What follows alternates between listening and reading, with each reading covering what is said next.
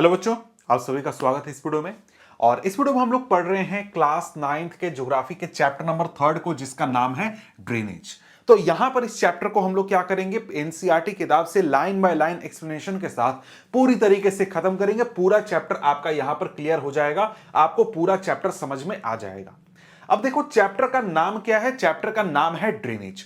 और सबसे पहले हमको क्या समझना है? सबसे पहले हमको समझना है कि यह ड्रेनेज क्या होता है। अब यहां पर देखो, जो टर्म ड्रेनेज है उसको समझाने की कोशिश की जा रही है कि the term drainage describe the river system of an area. किसी भी एरिया के रिवर सिस्टम को डिस्क्राइब करने के लिए हम लोग टर्म ड्रेनेज का इस्तेमाल करते हैं। मतलब क्या हुआ? मतलब कि कोई भी रीजन तुम सोचो, जैसे कि तुम यहां पर ये रीजन देख रहे हो कि भाई ये एक इलाका है, इस इलाके के रिवर सिस्टम को हम कैसे डिस्क्राइब करेंगे? ड्रेनेज से। कि भाई यहां का ड्रेनेज कैसा है? तो भाई यहां का ड्रेनेज गंगा रिवर सिस्टम का है।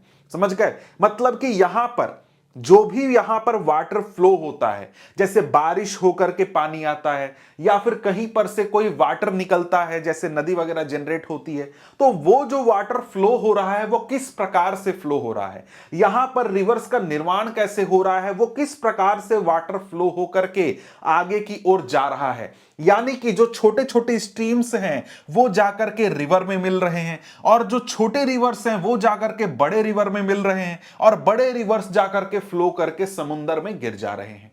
तो यहां पर कोई भी इलाका हम चुन सकते हैं, उस इलाके का जो रिवर सिस्टम है उसको हम लोग ड्रेनेज से डिस्क्राइब करते हैं।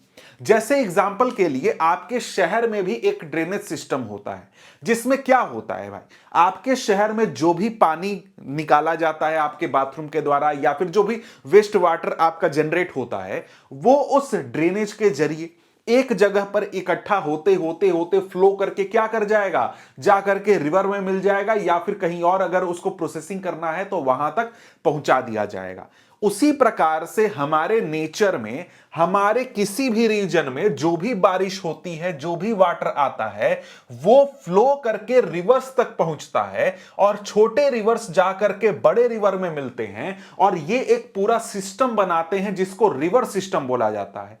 तो ये जो इस इलाके का वाटर फ्लो का सिस्टम हुआ, जो रिवर सिस्टम हुआ, उसको हम लोग ड्रेनेज से डिस्क्राइब करते हैं। समझ गए कि भाई इस इलाके में अगर पानी हमारा कहीं पर गिरा, जैसे मेरे घर के आसपास बारिश हुई, तो ये बारिश का पानी कहां फ्लो करेगा, किधर फ्लो करेगा, कहां से जाकर के नदी में मिलेगा, नदी किधर जाकर के फ्लो करेगी। समझ गए बात को? तो ये चीज हमारा ड्रेनेज सबसे डिस्क्राइब होता है। जैसे मैं आपको यहां पर आपको दिखाऊं, तो अगर हम लोग यहां पर तस्वीर देखें तो ये देखो यहां पर दो रिवर्स के रिवर सिस्टम हमको दिख रहे हैं। एक ये जो येलो कलर में आप देख रहे हो, ये येलो कलर जो है ये डिस्क्राइब करता है आपका ड्रेनेज बेसिन, गंगा का ड्रेनेज बेसिन। अब ड्रेनेज बेसिन क्या है ये भी आपको पढ़ना है। जैसे इस इलाके में जो भी बारिश होगी, जो भी पानी होगा, जो भी रिवर्स का फॉर्मेशन होगा, वो सारे रिवर्स क्या करेंगे भाई, फ्लो करते करते करते करते जाकर के अल्टीमेटली गंगा में मिल जाएंगे। यानी कि इस पूरे रीजन का जो यहां पर रिवर सिस्टम है वो किसका है? गंगा का रिवर सिस्टम है, क्योंकि इस इलाके में जो भी बारिश होती है, जो भी पानी गिरता है, वो अल्टीमेटली जाकर के गंगा में मिल जाता है। इसी प्रकार से यहां पर ये जो पर्पल कलर में आप देख रहे हो, ये है ब्रह्मपुत्र रिवर जो है उसका रिवर सिस्टम। इस इलाके में जो भी बारिश होगी, जो भी पानी गिरेगा, जो भी पानी जनरेट होगा, फ्लो करेगा, वो अल्टीमेटली जाकर के ब्रह्मपुत्र रिवर में मिल जाता है। तो ये आपका क्या हो गया? ब्रह्मपुत्र का रिवर सिस्टम। तो यहां पर हम पूछेंगे कि भाई यहां पर ड्रेनेज जो है वो किस रिवर का है, तो यहां पर गंगा रिवर सिस्टम का है। ठीक है, इस प्रकार से हम लोग डिस्क्राइब करते हैं कि भाई इस इलाके में ड्रेनेज किसका है, तो गंगा का ड्रेनेज चलता है। भाई यहां पर जो भी बारिश होगी वो जाकर के गंगा में मिलेगा, यहां जो भी बारिश होगी, जो भी पानी जनरेट होगा वो कहां होगा? ब्रह्मपुत्र में जाकर के मिल जाएगा। इसी प्रकार से अगर हम किसी छोटे इलाके को चुन लें, जैसे इस इलाके की चुन लें, तो इस इलाके में अगर पूछा जाएगा कि भाई यहां पर ड्रेनेज किसका है, तो बेतवा का ड्रेनेज है, क्योंकि यहां पर जो भी बारिश होगी वो जाकर के बेतवा नदी में मिल जाएगा। समझ गए? तो इस प्रकार से किसी भी रीजन के रिवर सिस्टम को डिस्क्राइब करने के लिए हम लोग ड्रेनेज शब्द का इस्तेमाल करते हैं। समझ गए? तो यहां पर अगर हम लोग देखें तो आगे यही चीज बोल रहा है जो कि अभी तुरंत हमने किया क्या कि भाई look at the physical map. आप फिजिकल मैप देखो, you will notice that small streams flowing from different directions come together to form the main river which ultimately drains into large water bodies such as lake or a sea or an ocean। वही चीज कि भाई क्या होगा जब आप किसी भी इलाके के मैप को देखोगे, उस इलाके के रिवर्स को देखोगे, तो आपको पता चलेगा कि अलग अलग रीजन में छोटे छोटे स्ट्रीम्स बनते हैं। स्ट्रीम्स कैसे बनते हैं? तो भाई वहां पर जो बारिश होती है, बारिश का पानी फ्लो करता है, या फिर हिमालयन रीजन में क्या होता है, ग्लेशियर्स पिघलते हैं, उससे जो छोटे छोटे स्ट्रीम्स बनते हैं, वो छोटे छोटे स्ट्रीम्स जाकर के एक जगह पर जमा होते हैं और एक नदी में मिलते हैं, या फिर एक नदी का निर्माण करते हैं। वो नदी जाकर के बड़ी नदी में मिलती है और वो बड़ी नदी जाकर के समंदर में या फिर किसी लेक या फिर किसी ओशियन में गिर जाती है। जैसे यहां पर मैं आपको तस्वीर दिखाऊं तो यहां पर आप देख सकते हो कि ये एक माउंटेन है। इस माउंटेन पर से क्या हो रहा है, बहुत सारे स्ट्रीम्स बन रहे हैं। ये सारे स्ट्रीम्स क्या हो रहे हैं, धीरे धीरे यहां देखो एक दूसरे के साथ मिलते मिलते मिलते मिलते यहां पर एक रिवर का निर्माण कर दे रहे हैं। कर रहे हैं या नहीं? बिल्कुल कर रहे हैं भाई।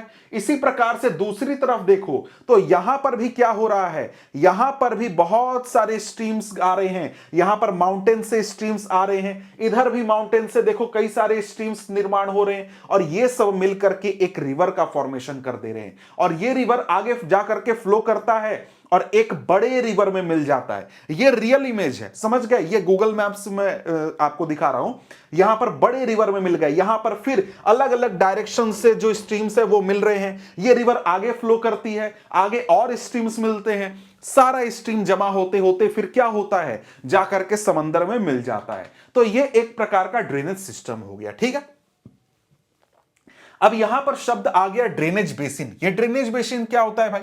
The area drained by a single river system is called a drainage basin. Drainage basin क्या है? सिंपल सा चीज है, किसी एक रिवर सिस्टम के द्वारा जिस रीजन से वाटर लिया जाता है, जिस रीजन को ड्रेन किया जाता है, वो उस रिवर सिस्टम का ड्रेनेज बेसिन हो गया। जैसे यहां पर अभी तुरंत मैंने आपको दो रिवर्स के मैप दिखाए थे, तो दो रिवर्स कौन कौन से दिखाए थे आपको, ड्रेनेज सिस्टम दिखाए थे। एक तो आपका हो गया हमारा गंगा का और दूसरा ब्रह्मपुत्र का। तो यहां पर जो आप येलो रीजन देख रहे हो, येलो रीजन क्या दिखाता है? येलो रीजन ये दिखा रहा है कि इस इलाके में जो भी बारिश होगी, इस इलाके में जो भी रिवर्स फ्लो करेंगे, वो जाकर के मिल जाते हैं किससे? गंगा रिवर से। तो यहां पर हम क्या बोलेंगे कि ये जो येलो रीजन हम देख रहे हैं, ये गंगा का ड्रेनेज बेसिन है। क्यों भाई? इस इलाके में जो भी बारिश होती है, जो भी पानी, जो भी स्ट्रीम्स फ्लो करते हैं, वो जाकर के गंगा में मिल जाते हैं। ठीक है, इसी प्रकार से ये जो पर्पल में देख रहे हो, यहां पर ये जो पर्पल रीजन है, ये ब्रह्मपुत्र का ड्रेनेज सिस्टम है, ड्रेनेज बेसिन है। सॉरी, ड्रेनेज सिस्टम मैंने बोल दिया, ड्रेनेज बेसिन है। क्यों? इस इलाके में जो भी छोटे स्ट्रीम्स फ्लो करते हैं, जो भी वाटर फ्लो करता है, वो जाकर के ब्रह्मपुत्र में मिल जाता है। ठीक है, अब ये तो इतने बड़े रीजन की बात की, तब हमने गंगा का नाम लिया। लेकिन अगर मैं एक छोटे से रीजन पर फोकस करूं, जैसे यहां पर देखो हम लोग फोकस करते हैं इस रीजन पर, इस रीजन पर अगर फोकस करें तो क्या है भाई? इस रीजन में जो भी वाटर फ्लो करता है, जो भी बारिश होती है, वो जाकर के एक नदी सोन नदी में मिल जाती है। तो इस इलाके को हम क्या बोलेंगे कि ये सोन नदी का ड्रेनेज बेसिन है।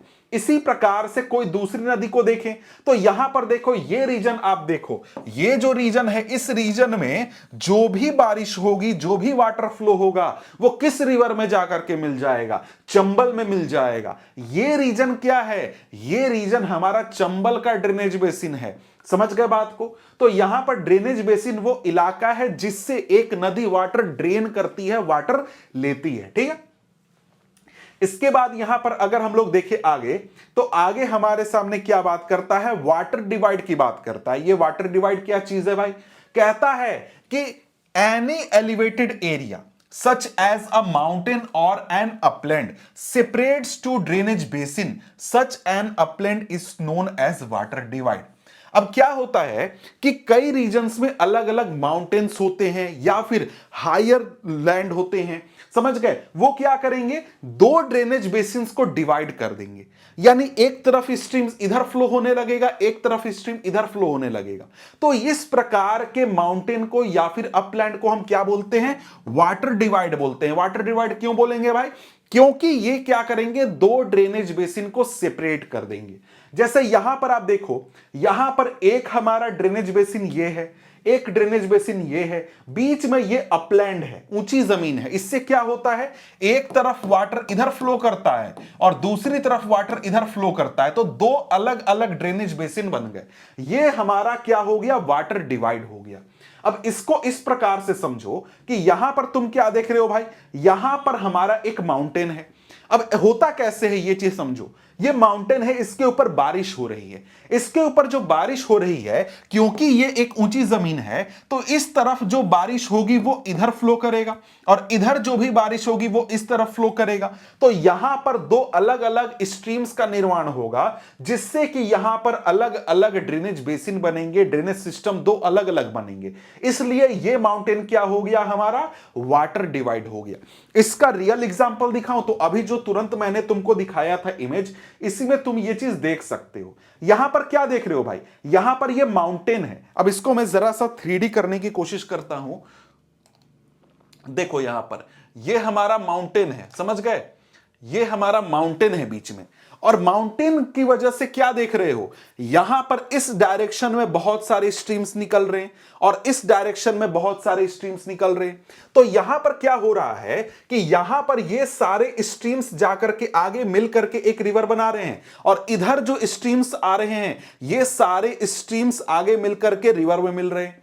तो यहां पर हमारे पास क्या हुआ, हमारे पास यहां पर दो अलग अलग ड्रेनेज बेसिन है। ये एक अलग ड्रेनेज बेसिन है और इधर एक अलग ड्रेनेज बेसिन बन रहा है। और यहां पर ये माउंटेन हमारा क्या कर रहा है, वाटर डिवाइड का काम कर रहा है। समझ गए बात को। तो इस प्रकार से चीजें रियलिटी में होती हैं। जैसे एग्जांपल के लिए अगर हम लोग देखें तो हमारा जो गंगा का ड्रेनेज बेसिन है और साथ में जो इंडस रिवर का ड्रेनेज बेसिन है, उसको भी यहां पर हमको एक डिवीजन मिलता है। जैसे यहां पर अगर मैं आपको दिखाऊं तो अभी तुरंत हमने क्या देखा, गंगा का रीजन आपको जरा सा ध्यान में हो तो यहां से ऐसे करके ऐसे ये पूरा रीजन हमारा गंगा का ड्रेनेज बेसिन है। और वहीं इंडस का देखो तो इस तरीके से इस पूरे रीजन में हमारा इंडस का ड्रेनेज बेसिन है। तो यहां पर एक प्रकार का अपलैंड है जहां से ड्रेनेज बेसिन बनता है, जो अलग अलग ड्रेनेज बेसिन अलग अलग हो जाते हैं। समझ गए। अब यहां पर आगे देखें तो हमने क्या किया, वाटर डिवाइड को भी अच्छी तरीके से समझ लिया। और यहां पर एक जानकारी दी गई है, इसको जरा सा ध्यान रख लेना कि वर्ल्ड का लार्जेस्ट ड्रेनेज बेसिन क्या है, अमेज़न रिवर का है। मतलब कि अमेज़न रिवर जो है वो सबसे बड़े इलाके से वाटर को ड्रेन करता है। समझ गए बात को। इसके बाद यहां पर इंडिया की बात की जा रही है कि which river has the largest basin in India. कौन सा रिवर है भाई, जरा सा सोच करके बताओ, या फिर चाहो तो पता करके भी बता सकते हो, कमेंट करो ताकि मुझे पता चले कि भाई तुम लोग जरा सा पढ़ रहे हो। ठीक है। अब यहां पर हम लोग क्या करते हैं, इंडिया के ड्रेनेज सिस्टम्स को पढ़ना शुरू करते हैं। यानी जो इंडिया में अलग अलग ड्रेनेज सिस्टम्स है उनके बारे में हम लोग यहां पर अब पढ़ेंगे। कहता कि the drainage systems of India are mainly controlled by the broad relief feature of the subcontinent. Accordingly the Indian rivers are divided into two major groups. अब इंडिया का जो हमारा रिलीफ फीचर है उसके आधार पर हमारा जो इंडिया में ड्रेनेज सिस्टम है वो दो प्रकार का है। पहला होता है द हिमालयन रिवर्स और दूसरा पेनिनसुलर रिवर्स। अब यहां पर क्या है कि इंडिया के रिलीफ फीचर को देखो तो हमको नॉर्थ में हमारा मिलता है हिमालयन माउंटेन रेंज, ठीक है, वहां से बहुत सारी नदियां निकलती हैं। और दूसरे जो हमारे इंडिया के जो मेन लैंड है उसमें बहुत सारे माउंटेन्स हैं, वहां से रिवर्स निकलते हैं। तो जो यहां पर हिमालयन रिवर्स हैं, जो रिवर्स हिमालय से निकलते हैं, उनका कैरेक्टरिस्टिक अलग होता है, उनका फीचर अलग होता है, उनको एक अलग कैटेगरी में हम रखेंगे, उनका ड्रेनेज सिस्टम अलग टाइप का होगा। और वहीं जो पेनिनसुलर रिवर्स हैं, यानी कि इंडिया के जो हमारे दूसरे रीजन से जो रिवर्स निकलते हैं, उनका कैरेक्टरिस्टिक अलग होगा, फीचर अलग होगा। इसलिए दो यहां पर हमने अलग अलग कैटेगरीज बनाई हैं। ठीक है। अब यहां पर देखो, यहां पर अब हमको सबसे पहले तो समझना है कि जो हिमालयन रिवर्स हैं और जो साथ में पेनिनसुलर रिवर्स है, इनके बीच में डिफरेंस क्या है, डिफरेंस यहां पर आपको दिया गया है। तो पहले आपको हिमालयन रिवर्स के बारे में बताया गया है, फिर आपको यहां पर आगे इसी चैप्टर में आगे पेनिनसुलर रिवर्स के बारे में बताया गया है, उनके फीचर्स। तो मैं क्या करता हूं, दोनों पॉइंट को साथ में लेके चलता हूं, जिससे आपको समझ में आ जाए कि दोनों के बीच में डिफरेंस क्या है। ठीक है, अब यहां पर सबसे पहला डिफरेंस क्या है भाई, सबसे पहला डिफरेंस यह है कि जो हिमालयन रिवर्स होते हैं वो क्या करते हैं, हिमालय से ओरिजिनेट होते हैं, और जो पेनिनसुलर रिवर्स होते हैं वो पेनिनसुलर रीजन में जो माउंटेन्स है वहां से ओरिजिनेट होते हैं। ठीक है, पहला तो ये बेसिक सा डिफरेंस हो गया, नाम से ही आपको पता चल गया। ठीक है, अब यहां पर देखो दूसरा यहां पर डिफरेंस क्या है कि most of the Himalayan rivers are perennial. ज्यादातर जो हिमालयन रिवर्स है वो पेरेनियल है। पेरेनियल कहने का मतलब क्या है, उनमें सालों भर पानी होता है, सालों भर जो वाटर लेवल है उसमें ज्यादा चेंज नहीं होता। जितना पानी गर्मी में बहेगा उतना ही पानी सर्दी में भी बहेगा, उसमें पानी की कमी ज्यादा उतना ज्यादा होता नहीं है। ये हमारा हिमालयन रिवर की बात हो गई। वहीं पेनिनसुलर रिवर की बात करें तो क्या बताता है, कहता है कि a large number of peninsular rivers are seasonal. Peninsular rivers क्या होते हैं, सीजनल होते हैं। Their flow is dependent on rainfall. जैसी बारिश होगी वैसा यहां पर वाटर फ्लो करेगा हमारे पेरेनियल रिवर्स में। अगर बारिश का सीजन है, बारिश ज्यादा है, पानी ज्यादा होगा। गर्मी का सीजन है तो पानी काफी कम हो जाएगा। यह पहला पॉइंट हमारा हो जाता है। इसके साथ साथ बताता है कि during the dry season even the large reverse have reduced flow of water in their channel. Dry season में बड़ी से बड़ी नदियां जो पेरेनियल रिवर्स हैं उनमें क्या होगा, वाटर लेवल बहुत ही कम हो जाता है। ठीक है, यहां पर अगला हमारा डिफरेंस क्या हो गया, अगला यहां पर डिफरेंस क्या है, अगला डिफरेंस यह है कि यहां पर दिस रिवर्स, तो यहां पर मैं ऐसे ही बता देता हूं कि यहां पर हमारा अगला डिफरेंस यह हो गया कि जो हिमालयन रिवर्स होते हैं वो काफी लॉन्ग होते हैं, काफी लंबे होते हैं, उनका कोर्स काफी लंबा होता है। ठीक है, और वहीं जो हमारे पेरेनियल रिवर्स होते हैं, इन पेरेनियल रिवर्स का जो लेंथ होता है ये काफी शॉर्ट होता है। यही चीज हमारे यहां पर कहता है the perennial rivers have shorter and shallower course as compared to their Himalayan counterparts. ठीक है, some of them originate in central highland and flow toward the west. ठीक है, ये तो डिफरेंस नहीं है। Most of the rivers of peninsular India originate by the western Ghat and flow toward the bay of Bengal. ये जो हमारे पेरेनियल रिवर्स है, ज्यादातर जो पेरेनियल रिवर्स है वो ईस्टवर्ड फ्लो करते हैं, वेस्टर्न घाट में ओरिजिनेट होते हैं। हिमालयन रिवर जो है हिमालय में ओरिजिनेट होते हैं। इस प्रकार से यहां पर डिफरेंसेस को आप हाईलाइट भी कर सकते हो, और यहां पर एक कुछ और पॉइंट लिख सकते हो, जैसे कि जो हिमालयन रिवर्स होते हैं ये ज्यादा सिल्ट का फॉर्मेशन करते हैं या फिर ज्यादा इरोजन करते हैं कंपेयर टू हमारे पेनिनसुलर रिवर्स। ठीक है, इसके बाद यहां पर अगर देखें तो यहां पर एक और चीज है कि जो हिमालयन रिवर्स है वो ज्यादा मिएंडर्स, ऑक्सबो लेक और दूसरे डिपोजिशनल फीचर्स बनाते हैं फ्लड प्लेन में, लेकिन जो पेनिनसुलर रिवर्स होते हैं हिमालयन रिवर्स के कंपैरिजन में काफी कम फॉर्मेशन करते हैं। ठीक है, और साथ ही साथ जो हिमालयन रिवर्स हैं वो बहुत सारे डेल्टास का भी फॉर्मेशन करते हैं। ठीक है, ये तो बेसिक डिफरेंस हो गया, इसमें 3-4 पॉइंट आसानी से आप निकाल सकते हो। इसके बाद यहां पर अगर हम लोग देखें तो यहां पर हमारे सामने क्या आ जाता है, हमारे सामने आ जाता है हिमालयन रिवर्स। यानी कि बारी बारी से जो हिमालयन रिवर्स हैं और साथ ही साथ जो पेनिनसुलर रिवर्स हैं, इनमें अलग अलग जो रिवर सिस्टम है उनको हम लोग पढ़ेंगे।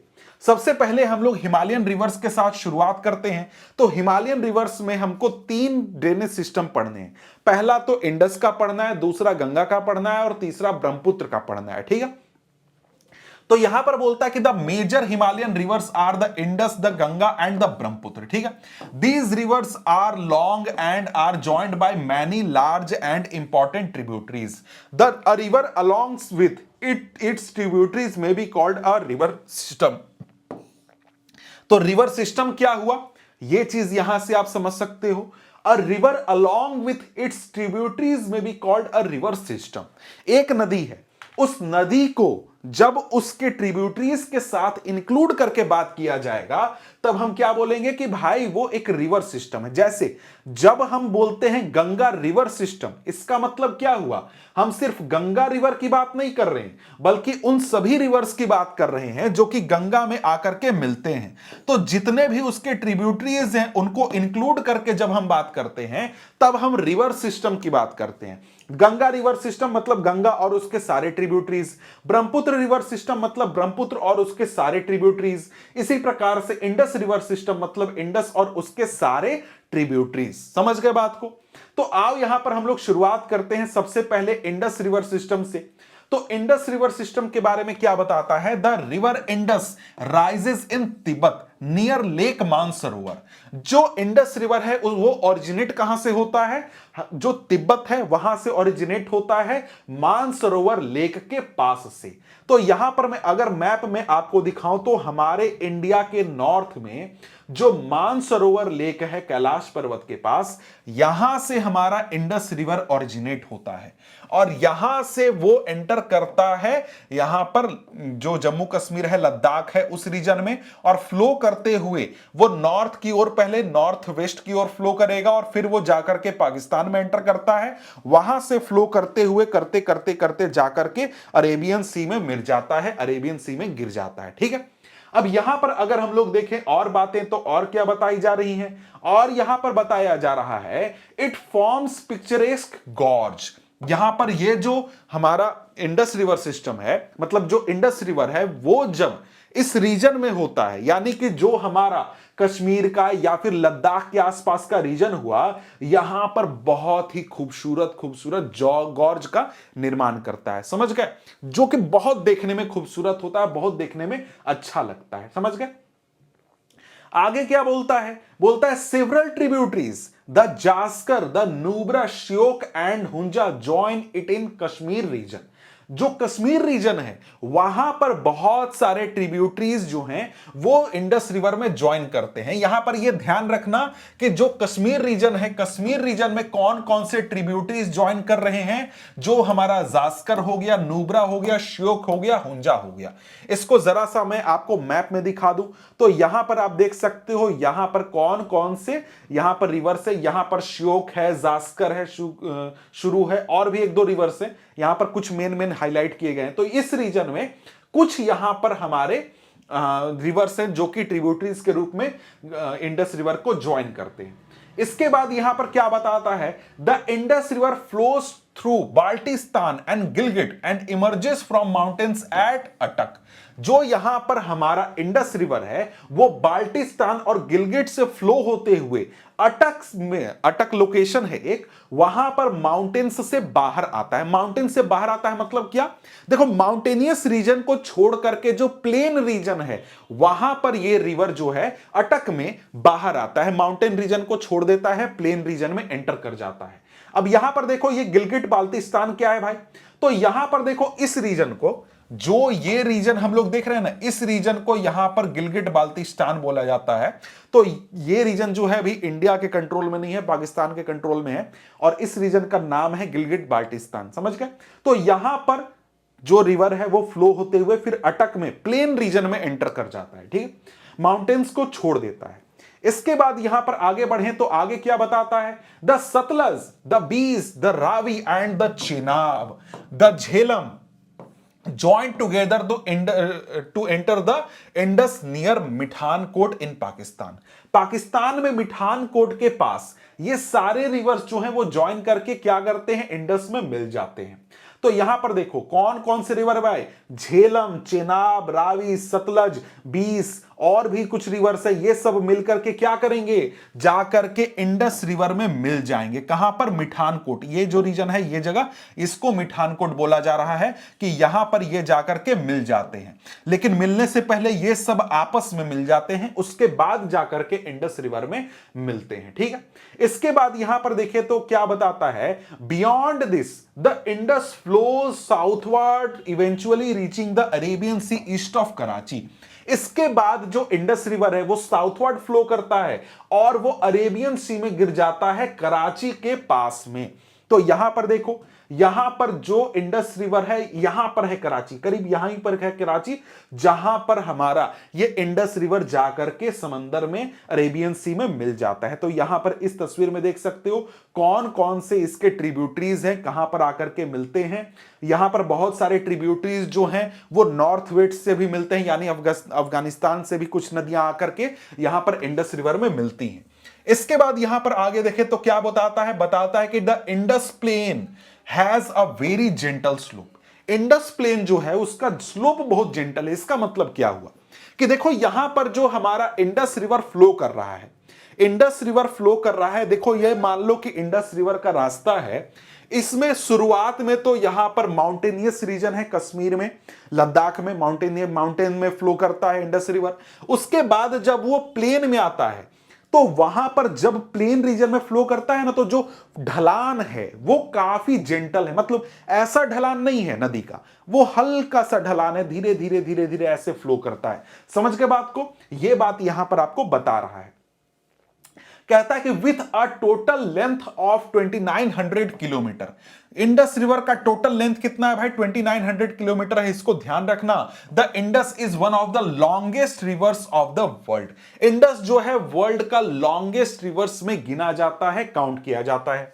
अब यहां पर इंडस रिवर के ड्रेनेज बेसिन की बात करें तो कहता कि little over a third of the Indus basin is located in India, Ladakh, Jammu and Kashmir, Himachal Pradesh and Punjab, and the rest is in Pakistan.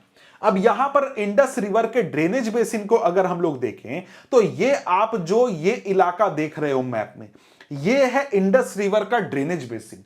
इसमें अगर आप देखो तो यहां से इसका 1/3 इलाका ऐसे करके, करीब ऐसे करके यहां पर हमारा जो इंडिया है उसका रीजन है, तो इसका 1/3 जो ड्रेनेज बेसिन है इंडस रिवर का वो इंडिया में लाई करता है। बाकी का सारा जो 2/3 रीजन है ड्रेनेज बेसिन का वो पाकिस्तान में लाई करता है। समझ गए बात को? तो यहां पर यह चीज आपको जानकारी दे दी गई है। इसके बाद यहां पर देखो आपको इंडस वाटर ट्रीटी के बारे में बताया गया है, लेकिन आपको यह जान लेना चाहिए कि देखो भाई अभी कुछ दिनों पहले पाकिस्तान के साथ हमारा एक प्रकार का झगड़ा हुआ था, ऑपरेशन सिंदूर चला था। उसकी वजह से इंडियन गवर्नमेंट ने ये इंडस वाटर ट्रीटी को एबेंस में डाल दिया है, मतलब कि एक प्रकार से उसको बोला कि अभी इसको नहीं मानेंगे, अभी बाद में देखेंगे इसका क्या करना है। इंडस वाटर ट्रीटी को इंडियन गवर्नमेंट फिलहाल के लिए छोड़ चुकी है। आगे जाकर के मानेगी या नहीं मानेगी उसकी बात अभी नहीं की गई है। समझ गए? अब इसके बाद यहां पर हम लोग आगे बढ़ते हैं। आगे यहां पर हमारा आ जाता है Ganga river system. Ganga river system की हम लोग बात कर लेते हैं। अब यहां पर कहता है कि the head waters of the Ganga called the Bhagirathi is fed up by Gangotri glacier and joined by Alaknanda at Devprayag in Uttarakhand. अब भाई देखो आपको ये तो पता ही होगा कि जो हमारी गंगा नदी है वो दो नदियों से या फिर दो हेड वाटर से मिलने से बनती है। एक है भागीरथी और दूसरा है अलकनंदा। भागीरथी निकलती है कहां से? गंगोत्री ग्लेशियर से, और ये देवप्रयाग में अलकनंदा के साथ मिलकर के गंगा नदी का निर्माण करती है। समझ गए बात को? तो यहां पर गंगा नदी का निर्माण कहां होता है? गंगा नदी का निर्माण जब भागीरथी और अलकनंदा देवप्रयाग में मिलते हैं तब हम जो नदी बनती है उसको गंगा बोलते हैं। समझ गए? और यहां पर जो गंगा नदी है वो हरिद्वार में जो माउंटेन्स है उसको छोड़ करके प्लेन रीजन में एंटर करती है। क्या करती है? प्लेन रीजन में एंटर करती है। प्लेन रीजन का मतलब तो आप समझ ही रहे हो कि एक आपका माउंटेनियस रीजन हो गया जहां पर पूरे माउंटेन्स हैं, बहुत चीज है। प्लेन रीजन मतलब फ्लैट लैंड, बिल्कुल समतल भूमि। ये तो आप पिछले चैप्टर में बात ही कर चुके हो। ठीक है? यहां पर देखो, यहां पर आप देख पा रहे हो, यहां पर इस रीजन से गंगा आते हुए आती है और ये पूरा गंगा का कोर्स है। इसमें बहुत सारे इसके ट्रिब्यूटरीज मिलते जाते हैं जैसे जैसे ये आगे बढ़ती जाती है। ठीक है? अब यहां पर इसके बारे में बात करें आगे, तो आगे क्या बात की जा रही है, आगे क्या बताया जा रहा है? कहता है कि Ganga is joined by many tributaries from the Himalayas. Ganga में बहुत सारे ट्रिब्यूटरीज मिलते हैं जो कि हिमालय से आते हैं, और इसमें से कुछ जो हैं बहुत ही मेजर रिवर्स हैं, जैसे कि यमुना हो गए, घग्गर हो गए, गंडक, इसके अलावा कोसी। ये सब अपने आप में ही बहुत मेजर रिवर्स हैं और ये सारी नदियां आकर के गंगा में मिल जाती हैं। और यमुना की भी बात की गई कि जो यमुना है वो यमुनोत्री ग्लेशियर से निकलती है हिमालय में और जा करके जो हमारा प्रयागराज है, इलाहाबाद है, वहां पर जो संगम है, वहां पर जो यमुना है वो मिल जाती है गंगा में। ठीक है, अब यहां पर यही चीज कहता है कि it flows parallel to the Ganga and as a right bank tributary meets the Ganga at Allahabad. तो यहां पर क्या हो रहा है भाई, जो यमुना है उसको जब आप फ्लो करते हुए देखोगे, ये देखो आपका यमुना का गंगा का जो ड्रेनेज बेसिन है वो देख सकते हो, यमुना को आप फ्लो करते हुए देखोगे तो यमुना यहां से यमुनोत्री ग्लेशियर से निकल करके गंगा के पैरेलली फ्लो करती है और आ करके यहां पर प्रयागराज में त्रिवेणी संगम में मिल जाती है गंगा में। ठीक है, अब त्रिवेणी संगम क्यों बोलते हैं ये तो आपको पता होगा कि ऐसा कहा जाता है कि पहले एक और नदी फ्लो किया करती थी जिसका नाम था सरस्वती, वो भी यहां पर आकर के मिलती थी, तो इसलिए 3 नदियां मिलती थी, इसलिए इसको त्रिवेणी संगम बोला गया। लेकिन वो नदी फिलहाल फ्लो नहीं करती है, या तो वो सूख चुकी है या फिर कुछ और हुआ, पता नहीं। तो यहां पर ये तो बात हमने कर ली।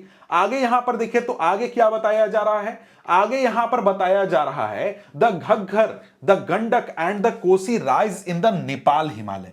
आपने पिछले चैप्टर में पढ़ा था कि हिमालय के अलग अलग रीजन्स हैं, उनमें जो नेपाल हिमालय रीजन है वहां से ये नदियां ऑरिजिनेट होती हैं।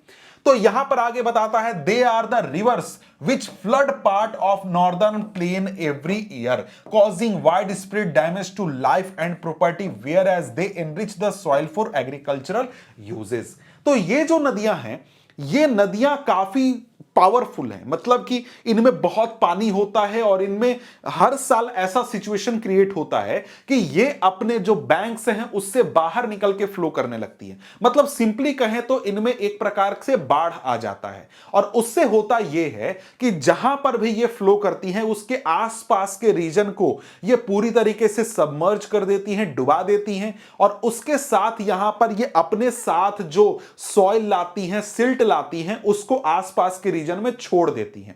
इससे नुकसान यह होता है कि नदी के आसपास जो लोग रहते हैं उनके घर डूब जाते हैं, उनको बहुत नुकसान झेलना पड़ता है, फाइनेंशियल लॉस होता है। लेकिन इसका एक अपसाइड यह भी होता है कि इन नदियों की वजह से जो ये सिल्ट ला करके आसपास के मिट्टी पर, आसपास के जमीन पर ये नदियां छोड़ देती हैं, उससे जो फर्टिलिटी है सॉइल की वो बहुत ही इंक्रीज हो जाती है, बहुत ही अच्छी हो जाती है। समझ गए?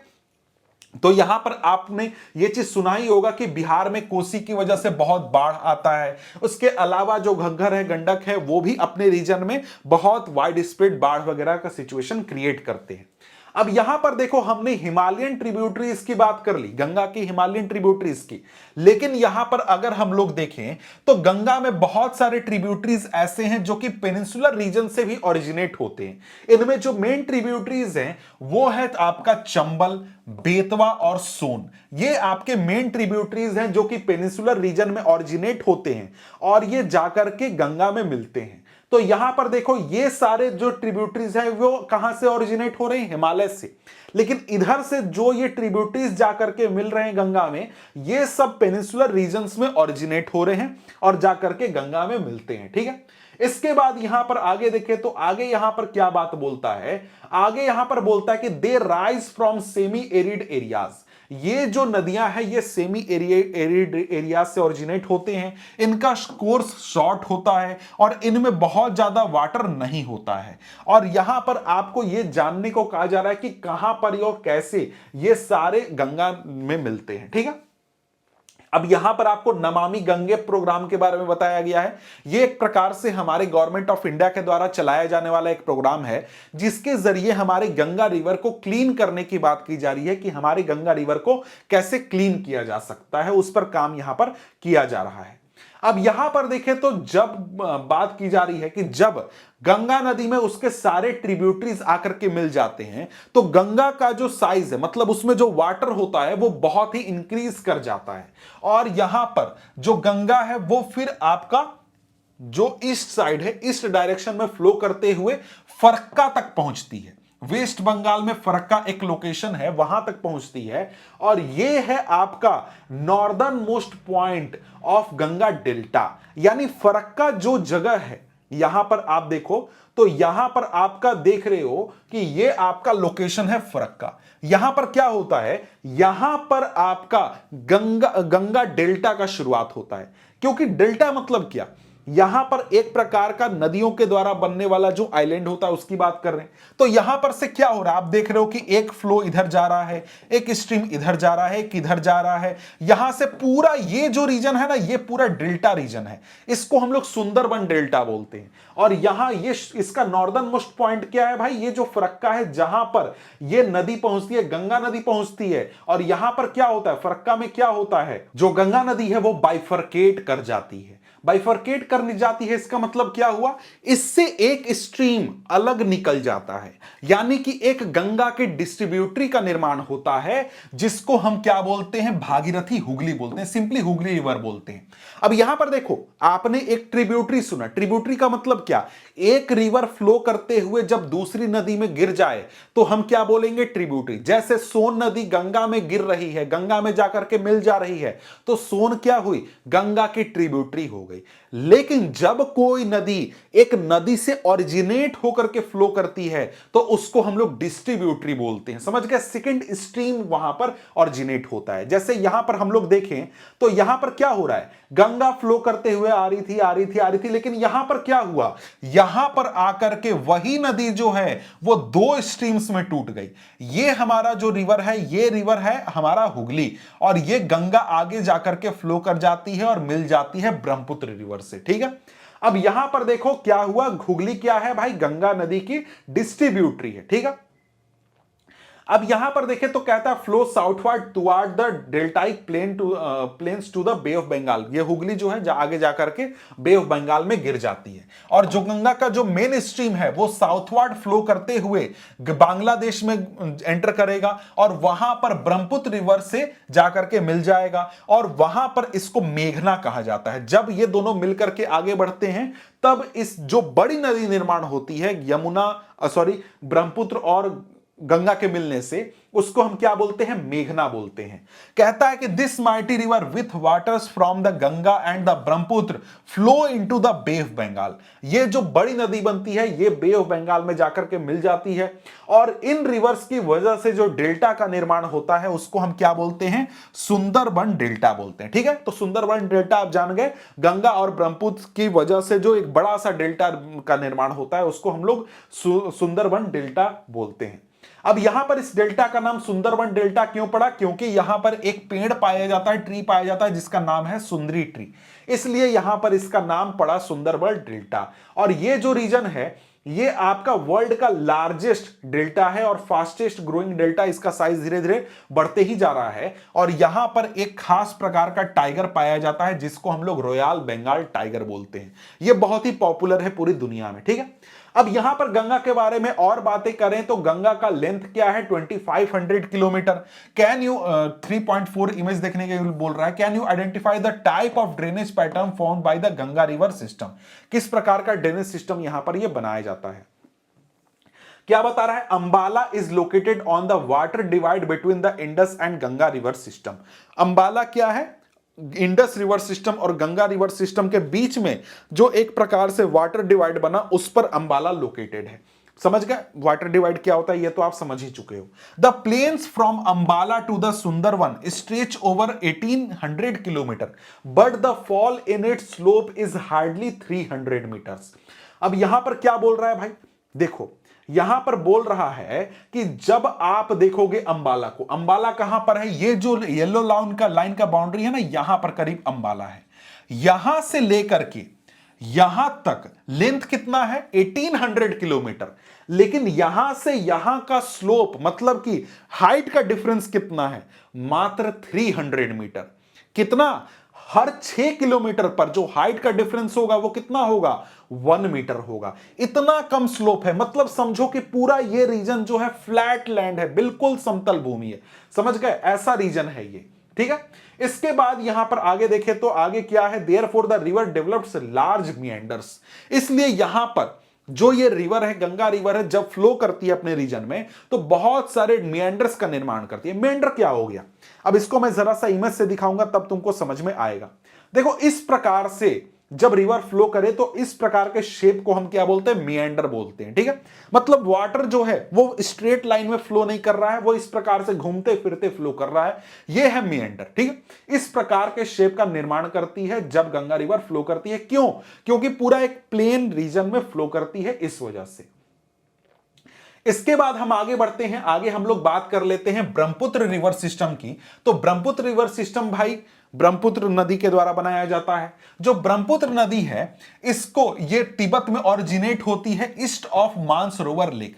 मतलब कि जहां पर इंडस और सतलज रिवर ओरिजिनेट होते हैं उसी के पास में हमारा ये ब्रह्मपुत्र रिवर भी ओरिजिनेट होता है, लेकिन ये दूसरी डायरेक्शन में फ्लो कर जाता है। जो इंडस है वो क्या करेगा, वेस्टवर्ड फ्लो कर जाएगा, और ये जो ब्रह्मपुत्र है ये ईस्टवर्ड फ्लो कर जाएगा। ठीक है, it is slightly longer than the Indus. ये जो ब्रह्मपुत्र है ये इंडस रिवर से थोड़ी लंबी है, और इसका जो ज्यादातर रीजन है, ज्यादातर जो कोर्स है, लंबाई, वो इंडिया के बाहर है। जैसे अगर आप मैप देखो तो मैप में आपको क्या समझ में आएगा कि यहां पर आप देख रहे हो कि यहां पर हमारा यहां से हमारा जो ब्रह्मपुत्र रिवर है ऑरिजिनेट हो रहा है, ये यहां से फ्लो करते करते करते करते यहां पर एंटर करता है इंडिया में, और फिर यहां पर बांग्लादेश में आगे एंटर कर जाता है।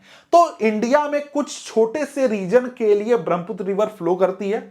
इसका ज्यादातर हिस्सा हमारे तिब्बत में है और यहां पर हमारे पड़ोसी बांग्लादेश में है। ठीक है, अब यहां पर एक बात और जान लो कि जो ब्रह्मपुत्र रिवर है उसको चाइना में सांगपो बोला जाता है। ठीक है, सांगपो बोला जाता है। ठीक है, यह बात ध्यान रखना। अब यहां पर आगे देखें तो क्या बताता है कि ऑन रीचिंग द नामचा बारवा, ये हिमालयन के पैरेलल फ्लो करती है उस प्रकार से, और यहां पर नामचा बारवा एक लोकेशन है अरुणाचल प्रदेश में, वहां पर यह यू टर्न लेती है और ये इंडिया में अरुणाचल प्रदेश में एंटर कर जाती है एक जॉर्ज से होते हुए। ठीक है, तो यहां पर अगर आप देखो मैप को तो यहां पर आप देख पा रहे हो कि यहां पर हमारा जो ये ब्रह्मपुत्र रिवर है ये फ्लो कर रहा है ईस्ट डायरेक्शन में, बिल्कुल हिमालयन रेंज के पैरेलल ये फ्लो करते करते करते करते यहां पहुंचता है, और यहां पर है नामचा बारवा, ये है नामचा बारवा, यहां पर यू टर्न लेकर के इंडिया में एक गॉर्ज के जरिए एंटर करता है। ठीक है, और यहां पर जब ये रिवर ब्रह्मपुत्र रिवर इंडिया में फ्लो करता है तो वहां पर उसका नाम होता है दिहांग। समझ गए? जैसे ही अरुणाचल प्रदेश में एंटर करेगा उसको हम क्या बोलते हैं, दिहांग बोलते हैं। और इसमें बहुत सारे ट्रिब्यूटरीज आकर के मिलते हैं, दिबांग, लोहित, और बहुत सारे छोटे छोटे ट्रिब्यूटरीज आकर के मिलते हैं, जिससे कि ब्रह्मपुत्र रिवर का निर्माण होता है, ब्रह्मपुत्र रिवर बनता है। अब देखो यहां पर यह भी आप जान लो कि जो ब्रह्मपुत्र रिवर है वो जब इंडिया में आप देखने जाओगे, असम के रीजन में देखने जाओगे, तो आपको बहुत बड़ी नदी लगेगी जिसमें बहुत पानी है, बहुत सिल्ट है और बहुत तरीके के फीचर्स है। लेकिन जब यही नदी आप देखते हो तिब्बत में, तो तिब्बत में यह बिल्कुल एक इस वाटर स्ट्रीम के जैसे फ्लो करती है, और इसमें बहुत ही कम पानी होता है और बहुत ही कम सिल्ट होता है। क्यों? क्योंकि यहां पर एक तो जो वाटर है उसमें दूसरे ट्रिब्यूटरीज उतने ज्यादा मिल नहीं रहे हैं, सिर्फ जो सोर्स से वाटर आ रहा है वही आ रहा है, और साथ ही साथ ये रीजन कोल्ड और ड्राई रीजन है, इसलिए यहां पर रिवर में सिल्ट वगैरह भी नहीं होता है।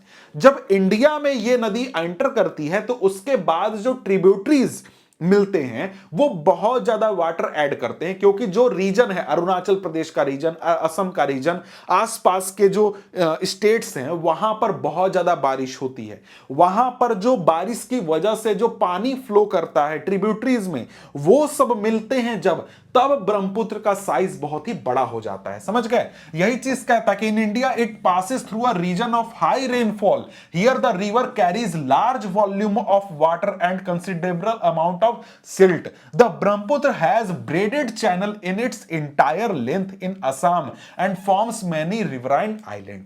अब यहां पर असम में इसका एक तरीके से बहुत लंबाई है ये तो चीज है, और साथ ही इसका शेप आप देखोगे तो ब्रेडेड चैनल के रूप में दिखेगा। अब इसको मैं जरा सा इमेज से दिखाऊंगा तब आपको समझ में आएगा कि ऐसा क्यों कहा जा रहा है। तो देखो ये जो इमेज देख रहे हो ना आप, इस प्रकार से यहां पर ब्रह्मपुत्र फ्लो करता है, जैसे कि लड़कियां अपने ब्रेड्स बनाती है ना, बिल्कुल वैसा ही शेप में इस प्रकार से यहां पर ब्रह्मपुत्र जो है असम में फ्लो करती है। और वहीं हम लोग अगर देखें तो ये देखो तिब्बत का रीजन है, और तिब्बत रीजन में आप देख सकते हो कैसा सूखा इलाका है, वाटर किस प्रकार से यहां पर फ्लो कर रहा है, बिल्कुल ड्राई रीजन है, यहां पर पानी भी बहुत कम होता है, और साथ ही साथ यहां पर जो सिल्ट वगैरह है वो भी नदी में बहुत ही कम होता है। इसके बाद यहां पर आगे बढ़े तो आगे यहां पर क्या बताया जा रहा है, कह रहा है do you remember the name of world largest riverine island formed by Brahmaputra.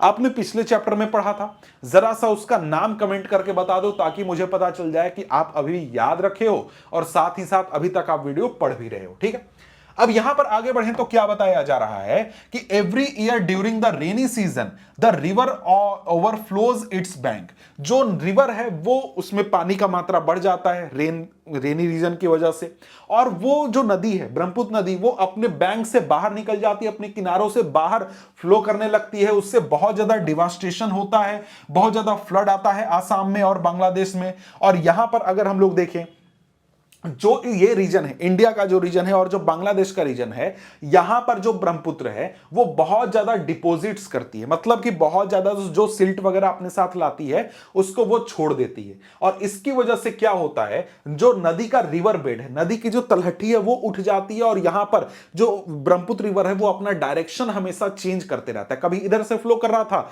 Deposit हुआ सिल्ट का, रिवर इधर से फ्लो करने लगा, और इसकी वजह से बहुत ज्यादा प्रॉब्लम भी होता है। समझ गए? तो यहां पर हमने क्या किया, हमने हिमालयन रिवर्स को अच्छी तरीके से समझ लिया। अब इसके बाद यहां पर देखें तो हम लोग अब आगे बढ़ते हैं और हम लोग पेनिनसुलर रिवर्स की बात करना शुरू करते हैं। कहता कि the main water divide in peninsular India is found by the western Ghat which runs from north to south close to western coast. अब यहां देखो इंडिया में जो पेनिनसुलर रीजन है उसमें जो मेन वाटर डिवाइड है वो हमारा क्या है, वेस्टर्न घाट है, वही सबसे इंपॉर्टेंट वाटर डिवाइड का फॉर्मेशन करता है। और वेस्टर्न घाट क्या है ये तो पिछले चैप्टर में आप लोग पढ़ चुके हो, और ये वेस्टर्न कोस्ट के पैरेलल होता है। इसको जरा सा मैं इमेज से दिखाऊंगा तो आपको क्लियरली समझ में आ जाएगा। तो यहां पर अगर हम लोग देखें तो आपको याद ही होगा कि हमारा जो इंडिया है, इंडिया में जो वेस्टर्न घाट्स हैं वो इस प्रकार से यहां से इस प्रकार से ऐसे चलते हैं। जो वेस्टर्न कोस्ट है उसके पैरेलल ये बहुत ही इंपॉर्टेंट वाटर डिवाइड है। वाटर डिवाइड का मतलब समझ गए, एक प्रकार से हाई लैंड है जिसकी वजह से क्या होगा, इस तरफ के जो भी वाटर्स होंगे वो इधर फ्लो करेंगे, और इधर के जो भी वाटर्स होंगे वो इधर फ्लो करेंगे। और यहां पर क्या होता है कि ज्यादातर जो पेनिनसुलर रीजन की नदियां हैं वो वेस्टर्न घाट से ही ओरिजिनेट होती हैं, और वेस्टर्न घाट जो है एक प्रकार के वाटर डिवाइड का काम करता है और इस तरफ का स्लोप होता है। इसलिए जो हमारा पेनिनसुलर रीजन है उसमें जो नदियां निकलती हैं वो वेस्टर्न घाट से निकलेंगी और बे ऑफ बंगाल की ओर गिरेंगी। कुछ स्पेशल नदियां हैं जो कि वेस्टवर्ड फ्लो करते हैं, जिनके बारे में हम लोग यहां पर बात भी कर लेंगे। ठीक है, तो यहां पर अगर हम लोग देखें तो क्या बता रहा है कि most of the major rivers of the peninsula such as the Mahanadi, Godavari, Krishna, Kaveri flow eastward and drain into the bay of Bengal. तो यही चीज बता रहा है जो मैंने अभी आपको बताया कि ज्यादातर जो इंपॉर्टेंट नदियां हैं पेनिनसुलर रीजन की, जैसे कि महानदी, गोदावरी, कृष्णा, कावेरी, वो ईस्टवर्ड फ्लो करती हैं और बे ऑफ बंगाल में जाकर के गिर जाती हैं। और यहां पर ये जो नदियां हैं जब बे ऑफ बंगाल में मिलती हैं तो वहां पर ये बहुत सारे डेल्टा का निर्माण भी करती हैं। ठीक है, इसके बाद यहां पर बता रहा है कि there are numerous small stream flowing west of the western Ghat. हमने जैसे बताया कि जो वेस्टर्न घाट है उसके वेस्ट डायरेक्शन में छोटे छोटे स्ट्रीम्स फ्लो करते हैं बहुत सारे, जो कि जाकर के अरेबियन सी में मिलते हैं, लेकिन वो उनका साइज छोटा है, उनका ड्रेनेज बेसिन का साइज छोटा है, इसलिए उनकी बात स्पेशली हम लोग यहां पर नहीं करने वाले हैं। ठीक है, यहां पर बता रहा है क्या कि दो नदियां हैं, एक नर्मदा और दूसरा तापी। ये ऐसी लॉन्ग रिवर्स हैं जो कि वेस्ट डायरेक्शन में फ्लो करती हैं और स्ट्यूरीज का निर्माण करती हैं। समझ गया? आगे कहता है कि the drainage basin of peninsular rivers are comparatively smaller in size. जैसे कि हमने देखा हिमालयन रिवर्स के ड्रेनेज बेसिन को, उनका ड्रेनेज बेसिन का साइज बहुत बड़ा था, लेकिन उनके कंपैरिजन में जो पेनिनसुलर रिवर्स है उनका जो ड्रेनेज बेसिन है उसका साइज बहुत ही छोटा है। ठीक है, अब यहां पर हम लोग बारी बारी से अलग अलग जो रिवर्स हैं पेनिनसुलर रिवर्स उनकी बात कर लेते हैं। सबसे पहले हम लोग बात कर लेते हैं नर्मदा रिवर की और नर्मदा बेसिन की। अब यहां पर जो नर्मदा रिवर है वो ओरिजिनेट कहां होती है, तो मध्य प्रदेश के अमरकंटक हिल्स में ओरिजिनेट होती है। ये वेस्ट डायरेक्शन में फ्लो करती है, जो एक रिफ्ट वैली में, जो कि फॉल्टिंग की वजह से फॉर्म हुआ था। अब यहां पर जरा सा हम लोग देखें तो ये देखो, ये आप नक्शा देख रहे हो। अब इस नक्शे में आपको क्लियर नहीं हो रहा है तो इसको जरा सा ध्यान रखो। ये गुजरात है, ये महाराष्ट्र है, ये मध्य प्रदेश है, और यहां पर अमरकंटक से ये जो रिवर है और ये ओरिजिनेट होकर के फ्लो होते होते जाकर के यहां पर ये अरेबियन सी में गिर जाती है। और इस नक्शे में अगर आप देखो तो ये आपका क्या है, यहां पर नर्मदा का ड्रेनेज बेसिन है। तो यहां पर ये रिवर, यहां देखो अमरकंटक से शुरू होती है, यहां से ऐसे फ्लो करते करते हमारे अरेबियन सी में मिल जाती है। ये इसका ड्रेनेज बेसिन है, आप यहां पर देख पा रहे हो। और यही चीज यहां पर आपको इस तस्वीर में दिखाया गया है, इसके सारे जो ट्रिब्यूटरीज हैं उसके साथ, ठीक है। अब इसके बाद यहां पर आगे बढ़े तो क्या बताया जा रहा है, आगे बताया जा रहा है कि जब यह नदी सी की ओर बढ़ती है, on its way to the sea, the Narmada creates many picturesque location। बहुत सारे अच्छे सुंदर सुंदर लोकेशन बनाती है जो कि देखने में बहुत ही खूबसूरत लगते हैं। और यहां पर जबलपुर के पास जो मार्बल रॉक्स का रीजन है, यहां पर जो नर्मदा है डीप गॉर्ज से होकर के फ्लो करती है और यहां पर धुआंधार फॉल्स का निर्माण करती है। और यहां पर जो फॉल है वहां पर स्टीप रॉक से, फॉल क्या होता है आपको पता ही होगा, स्टीप रॉक से ऐसे नदी गिरेगी तो वहां पर फॉल का निर्माण होता है, ठीक है। और ये बहुत ही इंपॉर्टेंट है, मतलब देखने में सुंदर लगता है, घूमने लायक जगह है, लोग जाते हैं, ये बात यहां पर हो रही है, ठीक है। तो नर्मदा बेसिन को हमने देख लिया कि नर्मदा नदी अमरकंटक में निकलती है, हमारे अरेबियन सी में मिल जाती है, ये इसका ड्रेनेज बेसिन हो गया। इसके बाद आगे बढ़े तो आगे हमारे सामने क्या है, आगे यहां पर यही चीज बता रहा है कि जो नर्मदा के जो ट्रिब्यूटरीज हैं वो सारे ट्रिब्यूटरीज छोटे छोटे हैं और ये सारे ट्रिब्यूटरीज नर्मदा को राइट एंगल पर मिलते हैं। और नर्मदा का जो बेसिन है वो मध्य प्रदेश और गुजरात के रीजन में, गुजरात के राज्य में फैला हुआ है, ठीक है। तो ये चीज तो अभी तुरंत तस्वीर मैंने आपको दिखाई दिया कि यहां पर देखो सारे ट्रिब्यूटरीज छोटे छोटे हैं भाई, बहुत छोटे छोटे, ये सब राइट एंगल पर जाकर के नर्मदा में मिल रहे हैं। ड्रेनेज बेसिन कहां पर फैला हुआ है, एक तो मध्य प्रदेश में और दूसरा यहां पर गुजरात में, ठीक है। ये चीज आप यहां पर देख पा रहे हो, ठीक है। इसके बाद यहां पर हम लोग आगे बढ़ते हैं, दूसरी नदी की बात कर लेते हैं, तापी बेसिन की बात कर लेते हैं, तापी रिवर की। और तापी रिवर भी एक ऐसा रिवर है जो कि वेस्टवर्ड फ्लो करता है, ईस्टवर्ड फ्लो नहीं करता है, ठीक है। कहता कि the Tapi rises in Satpura ranges. Tapi नदी कहां निकलती है, सतपुरा रेंजेस से ओरिजिनेट होती है, बैतूल डिस्ट्रिक्ट में, मध्य प्रदेश के बैतूल डिस्ट्रिक्ट में। और यह भी रिफ्ट वैली में फ्लो करती है नर्मदा रिवर, नर्मदा नदी के पैरेलल में, लेकिन इसका लंबाई जो है नर्मदा के कंपैरिजन में काफी छोटा है। और इसका बेसिन जो है मध्य प्रदेश, गुजरात और महाराष्ट्र राज्य में फैला हुआ है। The coastal plain between western Ghat and Arabian sea are very narrow, बहुत ही छोटा है। कोस्टल रिवर्स इसलिए बहुत ही छोटे हैं। और इसके अलावा कुछ दूसरे जो इंपॉर्टेंट रिवर हैं जो कि वेस्टवर्ड फ्लो करते हैं वो हैं साबरमती, माही, भरतपुंजा और पेरियार, ठीक है। ये सब ऐसे रिवर्स हैं जो कि वेस्टवर्ड फ्लो करते हैं, ठीक है। अब यहां पर देखो हम लोग तापी बेसिन की बात कर लेते हैं। तो ये आप यहां पर देख पा रहे हो तापी बेसिन को, यहां पर सतपुरा रेंजेस में बैतूल डिस्ट्रिक्ट में ओरिजिनेट होता है और ऐसे फ्लो करते हुए जाकर के अरेबियन सी में ये रिवर मिल जाता है। और यहां पर गुजरात का रीजन हो गया, यहां पर मध्य प्रदेश का रीजन हो गया और यहां पर हो गया महाराष्ट्र का रीजन, जिन राज्यों में तापी नदी का ड्रेनेज बेसिन फैला हुआ है, ठीक है। अब यहां पर इसके बाद अगर हम लोग देखें तो ये देखो यहां पर आप देख सकते हो इसके सारे ट्रिब्यूटरीज को भी, बहुत सारे यहां पर स्ट्रीम्स हैं जो कि तापी नदी में मिलते हैं और यहां पर ये सारे ड्रेन कर जाते हैं अरेबियन सी में। अब इसके बाद हम लोग आगे बढ़ते हैं और अगले रिवर की यहां पर बात कर लेते हैं और यह है गोदावरी रिवर। और गोदावरी बेसिन को अगर हम लोग देखें तो यह एक प्रकार से ऐसा रिवर है जो कि ईस्टवर्ड फ्लो करता है और बे ऑफ बंगाल में जाकर के मिलता है। कहता है the Godavari is the largest peninsular river. तो लार्जेस्ट पेनिसुलर रिवर कौन है भाई, गोदावरी है। It rises from slopes of western Ghat in Nashik district of Maharashtra. Maharashtra के नासिक डिस्ट्रिक्ट में जो वेस्टर्न घाट का रीजन है वहां से ये ओरिजिनेट होता है। इसका लेंथ लगभग 1500 किलोमीटर 1500 किलोमीटर है और ये रिवर बे ऑफ बंगाल में ड्रेन होती है, मतलब बे ऑफ बंगाल में जाकर के गिर जाती है। और इसका जो ड्रेनेज बेसिन है वो पेनिसुलर रिवर में सबसे बड़ा है, समझ गए। और यहां पर ये जो रिवर है इसका ड्रेनेज बेसिन महाराष्ट्र के करीब 50% रीजन को, सॉरी, जो ये रिवर है इसका 50% जो बेसिन है वो महाराष्ट्र में लाई करता है। फिर आपका मध्य प्रदेश, ओडिशा, आंध्र प्रदेश, इन सारे जो स्टेट्स हैं यहां पर इसका ड्रेनेज बेसिन लाई करता है। और यहां पर बहुत सारे छोटे छोटे ट्रिब्यूटरीज आकर के मिलते हैं, जैसे कि पूर्णा, वर्धा, प्रणिता, और इसके बाद मांजरा और वैनगंगा और पेनगंगा। ठीक है, अब इसके बाद यहां पर जरा सा तस्वीर देखेंगे तो चीजें क्लियर हो जाएंगी। तो यहां पर आप देख पा रहे हो कि यह है आपका ड्रेनेज बेसिन गोदावरी का।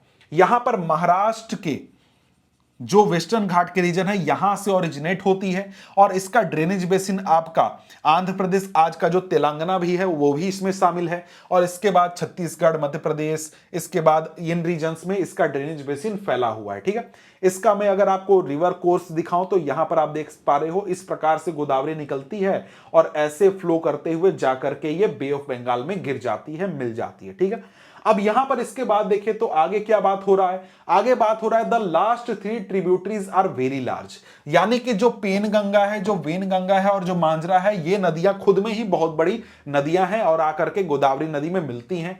और इस नदी की, गोदावरी की लंबाई और इसके एरिया की वजह से, इसके ड्रेनेज बेसिन की वजह से हम लोग गोदावरी को क्या बोलते हैं, दक्षिण गंगा बोलते हैं। क्या बोलते हैं, दक्षिण गंगा बोलते हैं। ठीक है, अब यहां पर हम लोग आगे बढ़ते हैं, दूसरे नदी की बात करते हैं, दूसरे रिवर सिस्टम की बात करते हैं, और यह है महानदी। महानदी रिवर सिस्टम की बात करें तो महानदी जो है वो राइस हाईलैंड, जो छत्तीसगढ़ में हाईलैंड रीजन है, मतलब कि एक प्रकार से ऊंचा रीजन, पठारी रीजन जो है, वहां से महानदी ओरिजिनेट होती है और ये ओडिशा होते हुए जाकर के फ्लो कर जाती है बे ऑफ बंगाल में। और इस रिवर का जो लेंथ है करीब 860 किलोमीटर लेंथ है, और इसका ड्रेनेज बेसिन महाराष्ट्र, छत्तीसगढ़, झारखंड और ओडिशा राज्य में फैला हुआ है। तो यहां पर अगर हम लोग जरा सा देखें तो महानदी को हम लोग जरा सा देख लेते हैं, तो ये तो कृष्णा हो गया, ये है आपका महानदी। तो महानदी का तस्वीर उतना क्लियर मुझे मिला नहीं, जो मिला मैं आपके लिए लेकर के आ गया। देखो यहां पर आपका छत्तीसगढ़, ये आपका छत्तीसगढ़ राज्य है, ऐसे इसके इस रीजन में यहां पर ओरिजिनेट होती है, ऐसे फ्लो होते हुए, ऐसे फ्लो होते हुए ये रिवर जाकर के गिर जाती है ओडिशा के पास, मतलब ओडिशा राज्य के कॉर्नर पर बे ऑफ बंगाल में। यहां पर बहुत सारी नदियां झारखंड से आकर के मिलती हैं, बहुत सारी नदियां आपको ओडिशा से मिलती हैं, और यहां पर बहुत बड़े बेसिन का, ड्रेनेज बेसिन का निर्माण करती हैं। ठीक है, इसके बाद यहां पर हम लोग आगे बढ़े तो हमारे सामने आ जाता है कृष्णा बेसिन, यानी कि जो कृष्णा रिवर सिस्टम है उसकी हम लोग बात कर लेते हैं। कृष्णा रिवर सिस्टम की बात करें तो कृष्णा नदी महाबलेश्वर के पास इस एक स्प्रिंग से ओरिजिनेट होती है, और ये 1400 किलोमीटर तक फ्लो करती है और फिर बे ऑफ बंगाल में जाकर के मिल जाती है। इसके ट्रिब्यूटरीज की बात करें तो तुंगभद्रा, कोयन, घाटप्रभा, मूसी और जो भीमा नदी है, ये सारे इसके ट्रिब्यूटरीज हैं। और जो यहां पर ये कृष्णा रिवर है, इसका जो ड्रेनेज बेसिन है, ये महाराष्ट्र, कर्नाटक और आंध्र प्रदेश राज्य में फैला हुआ है। तो जरा सा कृष्णा रिवर को भी हम लोग देख लें तो यहां पर आप देख पा रहे हो कि कृष्णा रिवर यहां पर ओरिजिनेट होती है, यहां से ओरिजिनेट हो रही है, और यहां पर बहुत सारे स्ट्रीम्स जो हैं वो जाकर के मिलते हैं, और यहां पर ये सारे स्ट्रीम्स मिलकर के बाद में जाकर के जो नदी है वो मिल जाती है बे ऑफ बंगाल में। तो ये आपको देख रहे हो कि यहां पर जो कर्नाटक है, यहां पर जो आंध्र प्रदेश है, तेलंगाना है, महाराष्ट्र है, इसमें इस नदी का जो ड्रेनेज बेसिन है वो फैला हुआ है। ठीक है, अब यहां पर इसके बाद बात करें तो हमारे सामने आ जाती है अगली नदी जो कि है कावेरी। कावेरी की बात कर लेते हैं तो कावेरी के बारे में बताया जा रहा है कि कावेरी ओरिजिनेट कहां से होती है, Brahmagiri range of western Ghat, western Ghat के ब्रह्मगिरी रेंज से ये ओरिजिनेट होती है, और तमिलनाडु के कडलोर के साउथ में बे ऑफ बंगाल में जाकर के मिल जाती है। कावेरी नदी का जो टोटल लेंथ है वो है 760 किलोमीटर, और इसके जो मेन ट्रिब्यूटरीज हैं वो है अमरावती, भवानी, हेमवती और काबिनी, और इसका जो बेसिन है वो कर्नाटक, केरल और तमिलनाडु में फैला हुआ है। ठीक है, अब ये जो कावेरी रिवर है इसके ऊपर एक प्रकार का थोड़ा सा डिफरेंस भी चलता है आपके तमिलनाडु और कर्नाटक में, एक प्रकार का झगड़ा जैसा सिचुएशन है कि भाई जो कावेरी नदी है उसका वाटर हमको चाहिए, वाटर हमको चाहिए। दोनों राज्य के लोग जो हैं अपने अपने इलाके के विकास के लिए, जरूरतों के लिए वाटर का डिमांड करते हैं कि हमको ज्यादा पानी चाहिए, समझ गए। और यहां पर आपको एक और चीज जानकारी दी जा रही है कि कावेरी में इंडिया का सेकेंड लार्जेस्ट वाटरफॉल यहां पर है, जिसको शिव समुद्रम फॉल भी कहा जाता है। यहां पर हाइड्रो इलेक्ट्रिक पावर भी जनरेट किया जाता है, जो कि आसपास के रीजन में सप्लाई किया जाता है, ठीक है। अब जरा सा कावेरी नदी को देख लें, तो यहां पर कर्नाटक में यहां पर आपका कावेरी रिवर ओरिजिनेट होती है, फिर फ्लो करते करते यहां पर आपको जो तमिलनाडु राज्य है उसके बगल में बे ऑफ बंगाल में जाकर के गिर जाती है। ड्रेनेज बेसिन की बात करें तो ड्रेनेज बेसिन देख सकते हो कितना बड़ा है। ये कर्नाटक का रीजन हो गया, आंध्र प्रदेश का रीजन इधर, और यहां पर आपका तमिलनाडु का रीजन, और नीचे आपका केरल इधर है। केरल में भी कुछ रीजन से यहां पर फ्लो करता है, ठीक है। तो यहां पर हम लोग अगर देखें तो सारे जो ड्रेनेज बेसिन्स थे वो सब तो हमने देख लिए। यहां पर कुछ और बातें हैं इस कावेरी के बारे में। कहता है beside these major rivers there are some smaller river flowing toward the east, ठीक है। कावेरी के बारे में नहीं है, दूसरी नदियों के बारे में बताया जा रहा है कि द दामोदर, द ब्रह्मानी और बैतरनी एंड द सुवर्ण रेखा आर सम नोटेबल एग्जांपल। ये सब नदियां भी ऐसी हैं जो कि ईस्टवर्ड फ्लो करती हैं और जाकर के बे ऑफ बंगाल में मिलती हैं। और इसके बाद एक्स्ट्रा जानकारी आपके लिए क्या है कि 71% of world surface is covered with water, but 97% of that is salt water. भाई ये तो सबको पता है कि हमारा जो अर्थ का सरफेस है उसमें 71% रीजन क्या है, वो कवर्ड है वाटर से, और वो वर्ल्ड में जितना भी वाटर अवेलेबल है उसका 97% वाटर क्या है, साल्ट वाटर है। सिर्फ 3% वाटर अवेलेबल है फ्रेश वाटर के रूप में, जिसको कि हम लोग कंजम्पशन के लिए यूज कर सकते हैं। उसमें से भी बहुत सारा वाटर जो है वो आइस के रूप में ट्रैप्ड है ग्लेशियर्स में, और यहां पर हमारे पास बहुत स्मॉल क्वांटिटी में वाटर अवेलेबल है जिसको कि हम लोग रियली में यूज कर सकते हैं, जैसे कि रिवर्स में, लेक में, ग्राउंड वाटर में, बहुत कम अमाउंट में, लगभग 1% ऑफ टोटल वाटर जो है उसको हम लोग यूज में ला सकते हैं, ठीक है। अब इसके बाद यहां पर आगे बढ़ते हैं। आगे हमारे सामने क्या है, चैप्टर का अगला हिस्सा है जिसमें हम लोग बात करने वाले हैं लेक्स की। यहां पर इस चैप्टर में हमें लेक्स के बारे में बहुत ज्यादा डिटेल में नहीं पढ़ना है, हमें लेक्स के बारे में कुछ बेसिक बातें, उनके इंपॉर्टेंस को समझना है, और साथ ही साथ स्पेशल टाइप ऑफ लेक्स की हम बात करेंगे जो कि रिवर्स की वजह से बनते हैं, ठीक है। अब यहां पर इंपॉर्टेंस की बात कर रहा है, जैसे कहता है कि you may be familiar with valley of Kashmir and the famous Dal lake, the house boats and shikaras which attract thousand of tourist every year. Similarly you may have visited some other tourist spot near a lake and enjoyed boating, swimming and other water games. अब यहां पर देखो कश्मीर की बात कर रहा है, क्योंकि कश्मीर में बहुत सारे टूरिस्ट जाते हैं, और कश्मीर में एक लेक है डल लेक, वहां पर बहुत ज्यादा लोग घूमने जाते हैं। अब डल लेक अगर आप गए हो तो वहां पर आप जानते होगे, नहीं गए हो तो भी जान लो कि वहां पर बोट्स चलते हैं, हाउस बोट्स, और वहां पर शिकारास चलते हैं जिसमें बहुत सारे लोग घूमने जाते हैं। तो यहां पर सिंपली एक प्रकार से बात यह समझाने की कोशिश कर रहा है कि जो ये कश्मीर वैली की खूबसूरती है डल लेक की, वो किसकी वजह से, लेक की वजह से। अगर लेक नहीं होगा तो वहां पर इतने सारे टूरिस्ट क्या करने जाएंगे भाई, क्या देखने जाएंगे, ठीक है। यही बात एक प्रकार से समझाने की कोशिश कर रहा है। इसी प्रकार से कहता है कि अगर श्रीनगर की हम लोग बात करें, नैनीताल की बात करें, और दूसरे जो टूरिस्ट प्लेसेस हैं, यहां पर अगर लेक्स नहीं होते तो वो उतने अट्रैक्टिव होते जितने कि आज हमारे लिए हैं। उतने ज्यादा टूरिस्ट क्या उन लोकेशंस पर जाते जितने कि आज संख्या में जाते हैं। अब यहां पर देखो जो लेक्स हैं वो टूरिस्ट के मामले में बहुत इंपॉर्टेंट होते हैं, क्योंकि टूरिस्ट के लिए एक बहुत ही इंपॉर्टेंट अट्रैक्शन होता है लेक। लेकिन जो लेक्स होते हैं वो टूरिस्ट के लिए अट्रैक्शन का काम तो करते हैं, लेकिन उसके अलावा दूसरे भी यूजेस होते हैं, दूसरे भी काम पर्पसेस में लेक्स हमारे लिए बहुत ही इंपॉर्टेंट होते हैं। अब यहां पर एक इंपॉर्टेंट चीज बताई जा रही है कि जो हमारे लेक्स होते हैं जिनका साइज बहुत ही बड़ा होता है, उनको हम लोग क्या बोलते हैं, सी बोलते हैं। जैसे कि कैस्पियन सी, डेड सी, एरल सी, ये सब क्या है, लेक हैं, लेकिन इनका साइज बहुत बड़ा है, समझ गए।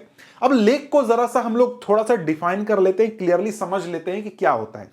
लेक एक प्रकार का वाटर बॉडी होता है जो कि चारों तरफ से लैंड से घिरा हुआ होता है। जैसे अगर मैं आपको अर्थ पर दिखाऊं तो यहां पर हमारे अर्थ पर आप क्या देख पा रहे हो, एक सेकंड मैं आपको जरा सा दिखा दे रहा हूं, ठीक है। तो यहां पर हमारे अर्थ पर अगर आप देखो तो यहां पर आप एक सी देख रहे हो। यहां पर क्या है भाई, ये एक सी है, ठीक है। अब यहां पर ये सी नहीं है, ये एक लेक है, समझ गए। अब इस लेक की खासियत क्या है कि भाई यहां पर इसका साइज बहुत बड़ा है, इसलिए हम लोग यहां पर इसको क्या बोल रहे हैं, सी बोल रहे हैं। ये है कैस्पियन सी। अगर देखो तो यहां पर क्या है भाई, चारों तरफ से ये घिरा हुआ है लैंड से, इसलिए इसको हम लोग क्या बोल रहे हैं, सी बोल दे रहे हैं, मतलब लेक बोल रहे हैं। और यहां पर इसका साइज बड़ा होने के कारण इसको हम लोग क्या बोलते हैं, सी बोलते हैं। ये हमारा कैस्पियन सी है, यहां पर इसके बगल में हमारा दूसरा सी है। यहां पर अगर देखें तो एक और छोटा सा लेक है, देखो इसका छोटा साइज है, इसको हम लोग लेक बोलेंगे। क्या नाम है इसका, नाम है सरगमेश लेक। और ये हमारा क्या है, ये है हमारा सी, कैस्पियन सी। क्यों, क्योंकि इसका साइज बहुत ही बड़ा है। इसी प्रकार से हम लोग देखें तो और भी कई सारे लेक्स हैं हमारे अर्थ पर। अब यहां पर इंडिया में भी बात करें तो इंडिया में भी बहुत बड़ी संख्या है लेक्स की, बहुत सारे लेक्स यहां पर हमारे इंडिया में पाए जाते हैं। अगर मैं आपको यहां पर दिखाऊं तो यहां पर आप एक सेकेंड यहां पर देख सकते हो, देखो कितने सारे लेक्स हैं इंडिया में।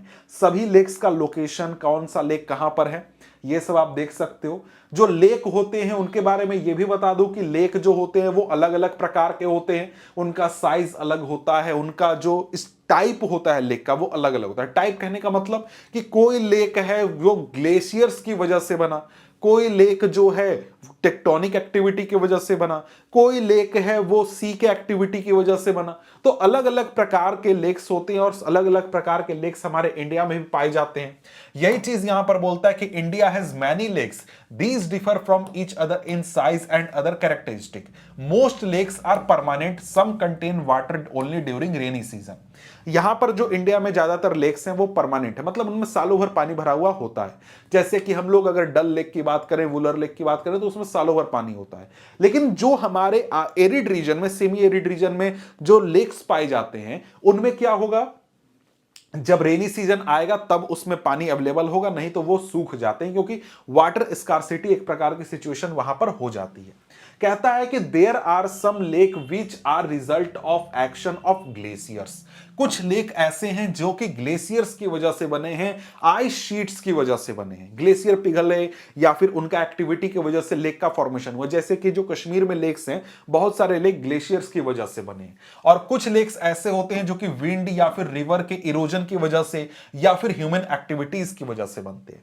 अब यहां पर जैसे हम लोग इरोजन की बात कर रहे हैं तो रिवर्स के द्वारा एक खास प्रकार का लेक बनाया जाता है जिसको कि हम लोग ऑक्सबो लेक बोलते हैं। उसके बारे में जरा सा समझ लेते हैं। कहता है कि a meandering river across a flood plain forms cut off that later develop into oxbow lakes. अब यहां पर हमारा ऑक्सबो लेक कैसे बनता है इसको जरा सा समझते हैं कि क्या है कि कोई भी रिवर है जो कि मिएंडरिंग है, मतलब कि एक प्रकार से वो मिएंडर्स का निर्माण करता है। वो क्या करेगा, जब अपना पाथ चेंज करेगा तो वो एक प्रकार के कट ऑफ का निर्माण करेगा जिससे ऑक्सबो लेक का फॉर्मेशन होगा। अब यहां पर तुम देख रहे हो एक रिवर है जो कि मिएंडर करते हुए फ्लो कर रहा है, इस प्रकार से ऐसे करते करते करते पूरा एकदम फ्लो कर रहा है। अब यहां पर क्या होगा कि यहां पर ये रिवर जब भी अपना कोर्स चेंज करेगा, जब भी अपना रास्ता चेंज करेगा, जैसे कि इरोजन या फिर डिपोजिशन की वजह से, तो क्या हो जाएगा, ये रिवर जो पहले ऐसे घूम करके जा रहा था ये अपना रास्ता चेंज करके यहां से डायरेक्ट फ्लो होने लगेगा। समझ गए, यहां से ये डायरेक्ट फ्लो होने लगेगा। इसका मतलब क्या हुआ, रिवर ऐसे आया, यहां से ऐसे फ्लो हुआ, ऐसे फ्लो होते होते ऐसे डायरेक्ट चला गया। समझ गए, ऐसे डायरेक्ट चला गया। अब इसकी वजह से क्या हुआ कि ये जो हमारा है ये हिस्सा कट जाएगा, एक कट ऑफ का निर्माण हो गया और यहां पर क्या हो जाएगा, एक ऑक्सबो लेक का निर्माण हो जाएगा, जैसा कि आप यहां पर देख सकते हो। यहां पर क्या है भाई, ये जो नदी बहती थी पहले ऐसे बहती थी, ऐसे जाकर के ऐसे नदी बहती थी, लेकिन क्या हुआ यहां पर डिपोजिशन, इरोजन की वजह से यहां पर इस रीजन में डिपोजिशन हो गया, इन दोनों रीजन्स में डिपोजिशन हो गया और इस हिस्से में इरोजन हो गया। तो जो वाटर है वो डायरेक्ट ऐसे फ्लो करने लगा, जिसकी वजह से ये एक हिस्सा कट गया और कटने की वजह से यहां पर एक लेक का फॉर्मेशन हुआ जिसको कि हम लोग ऑक्सबो लेक बोलते हैं। तो ऑक्सबो लेक कैसे बनता है ये चीज आप यहां पर समझ चुके हो। इसी प्रकार से जो स्पिट्स एंड बार्स होते हैं वो लगून का फॉर्मेशन करते हैं कोस्टल एरियाज में, और एक प्रकार के लेक का ही फॉर्मेशन करते हैं। तो इसको भी हम लोग जरा सा देख लेते हैं। तो यहां पर स्पिट और बार क्या होता है इसको जरा सा समझते हैं। देखो यहां पर क्या है भाई, ये हमारा सी है और ये सी का किनारा है। अब सी के किनारे में इस प्रकार का कर्व हमारा बना हुआ है, ठीक है, कर्व बना हुआ है। अब यहां पर क्या होगा, सी के वाटर का फ्लो होगा। सी का वाटर जो है इस प्रकार से इधर से हल्का हल्का ड्रिफ्ट कर रहा है, फ्लो कर रहा है, ठीक है। उसकी वजह से इधर जो सैंड वगैरह या फिर जो भी कंटेंट है, वाटर मतलब लैंड है, वहां पर जो सॉइल है या फिर सैंड है, वो इधर से फ्लो करते करते इसकी ओर आएगा और एक प्रकार से एक्सटेंशन बनाएगा। अब यहां पर ये शिप क्या देख रहे हो कि हमारे लैंड का एक एक्सटेंशन है, तो ये हमारा स्पिट हो गया, इसको हम लोग स्पिट बोलते हैं, ठीक है। अब यही एक्सटेंशन अगर पूरा इस तरीके से इस कोने तक पहुंच जाए तो इसको हम लोग क्या बोलेंगे, बार बोलेंगे, समझ गए। इस प्रकार से एक्सटेंशन बनते बनते बंद हो गया। बंद होने का यह मतलब नहीं है कि यहां पर वाटर कनेक्टेड नहीं है। अब यह बंद हो सकता है वाटर लेवल के नीचे से हो, मतलब वाटर कनेक्टेड हो, लेकिन यह इस प्रकार से सट चुका है, तो इसको हम लोग क्या बोलेंगे, बार बोलेंगे, ठीक है। यह हमारा बार हो गया और यह स्पिट हो गया, मतलब एक्सटेंशन पूरा सटा नहीं है तो हमारा स्पिट हो गया, और एक्सटेंशन पूरी तरीके से दूसरे एंड पर सट चुका है, टच कर रहा है, तो ये हमारा बार हो जाएगा, ठीक है। तो स्पिट और बार जो है वो क्या करते हैं, लगून का फॉर्मेशन करते हैं। और यहां पर भी एक प्रकार के लेक का फॉर्मेशन होता है, जैसे कि चिल्का लेक इंडिया में है, पुलिकट लेक है, कोल्लेरू लेक है, ठीक है। कहता है कि lakes in the region of inland drainage are sometimes seasonal. जो हमारे इनलैंड में, मतलब कि जैसे मध्य प्रदेश में, उत्तर प्रदेश में जो लेक्स हैं वो ज्यादातर सीजनल होते हैं, जो कि गांव देहात के आसपास जो पाए जाते हैं। जैसे कि राजस्थान में सांभर लेक की बात कर रहा है, ये एक प्रकार से साल्ट वाटर लेक है और इसका वाटर यूज किया जाता है साल्ट फॉर्मेशन करने के लिए, क्योंकि यहां पर जो पानी है वो खारा पानी है, इसलिए इससे साल्ट का निर्माण किया जाता है। आगे बताता है most of the fresh water lake are in Himalayan region. ज्यादातर जो फ्रेश वाटर लेक्स हैं वो इंडिया में हिमालयन रीजन में पाए जाते हैं, और इनका ओरिजिन क्या है, ग्लेशियर। ग्लेशियर से इनको पानी मिलता है। और अगर दूसरी तरीके से बात करें तो जो ग्लेशियर से, उनकी वजह से ये बेसिन, यहां पर जो गड्ढा है वो एक प्रकार से बना, और जिसमें कि स्नो मिल्ट यानी बर्फ जब पिघला तो पानी उसमें जाकर के जमा हो गया, ठीक है।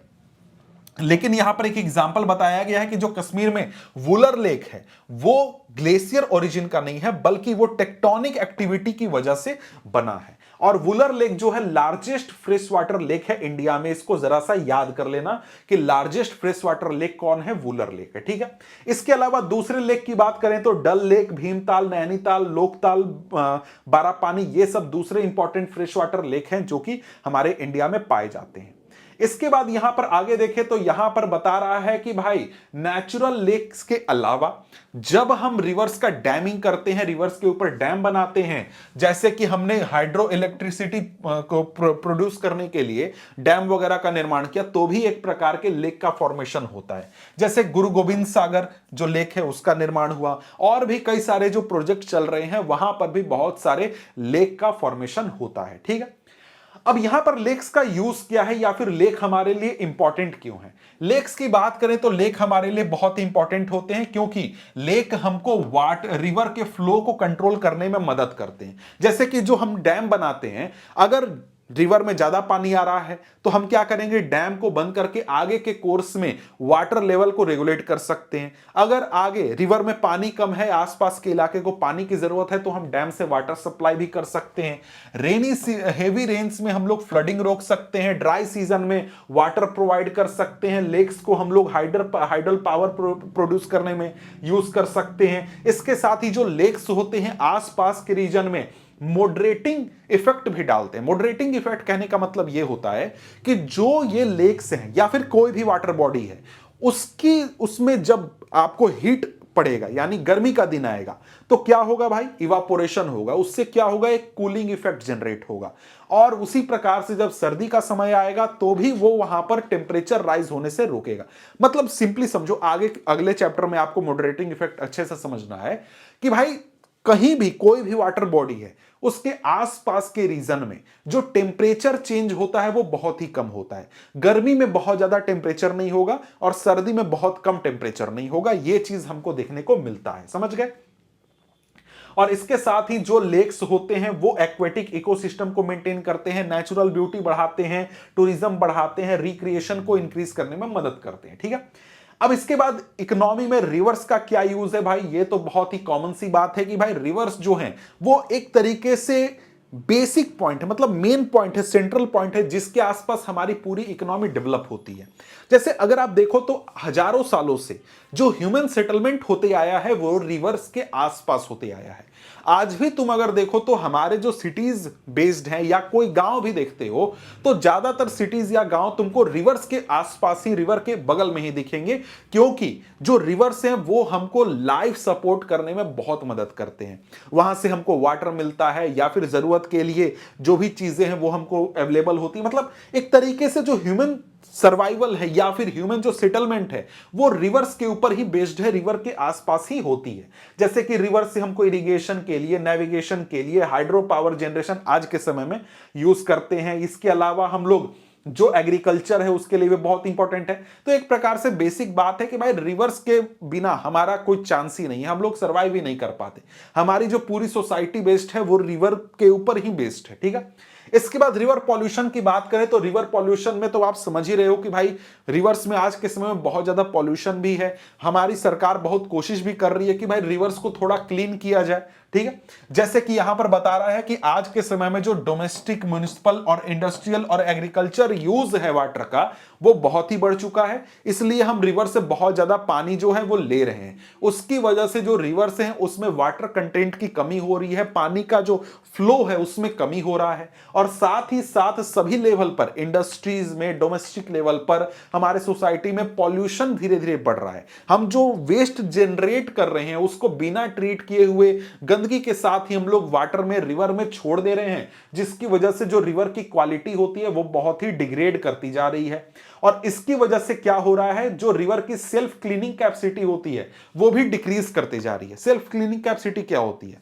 कोई भी रिवर होती है उसमें अगर आप वेस्ट डालते हो, मतलब गंदा पानी डालते हो, तो कुछ किलोमीटर के बाद वो वाटर क्लीन हो जाएगा, वो वेस्ट जो है उससे अलग हो जाएगा, हट जाएगा।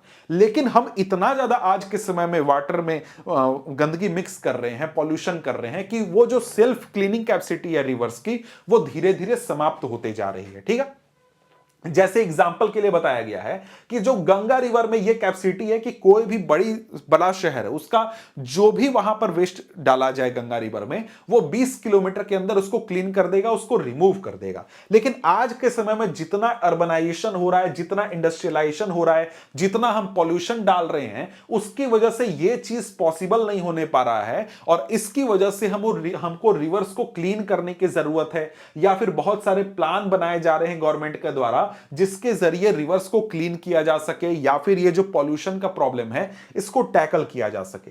और यहां पर ये चीज आप अपने पर्सनल लेवल पर भी कर सकते हो कि जितना कम से कम आप पॉल्यूशन करो वो आपके लिए भी ज्यादा से ज्यादा हेल्पफुल होगा।